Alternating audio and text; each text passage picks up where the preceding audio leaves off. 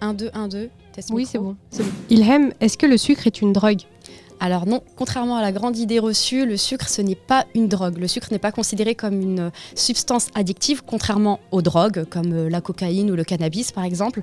Ça ne va pas emprunter les mêmes chemins neurobiologiques au niveau du cerveau. Certes, ça va emprunter le chemin du plaisir, le circuit dopaminergique, comme on appelle, mais ça ne va pas du tout avoir les mêmes effets. Pourquoi on parle de drogue ? Parce que finalement, c'est le comportement alimentaire envers le sucre sur lequel on doit travailler pour ne pas consommer de grandes quantités. Plus on va s'interdire du sucre et plus on va avoir un comportement dérégulé qui va nous mener vers une surconsommation de sucre. Elle est là la nuance. Faut-il vraiment compter les calories pour bien manger ou perdre du poids ?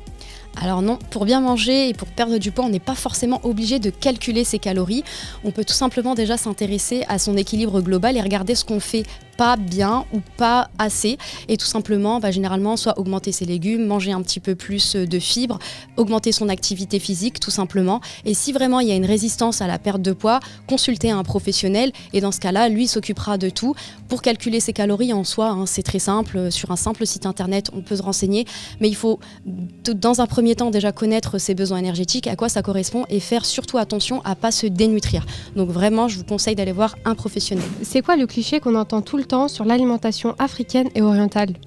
Alors il y a de gros clichés sur ces alimentations-là, comme faisant grossir, étant trop grasse ou qui donnent le diabète. Alors il faut savoir que les Africains ou les personnes du Moyen-Orient ne se nourrissent pas que de friture, ça c'est pas un scoop. Dans chaque culture du monde, on va avoir des sucreries, des fritures, etc.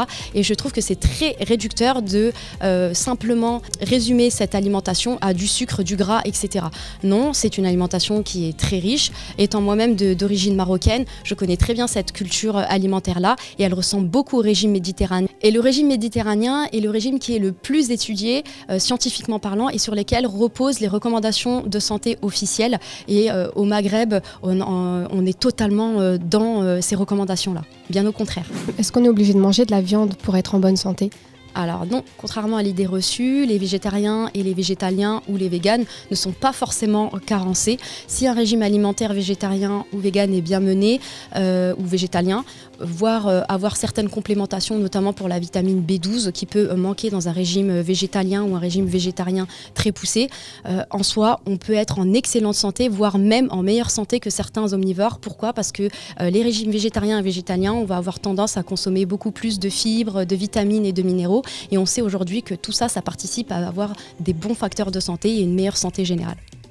Merci Ilham. Plaisir.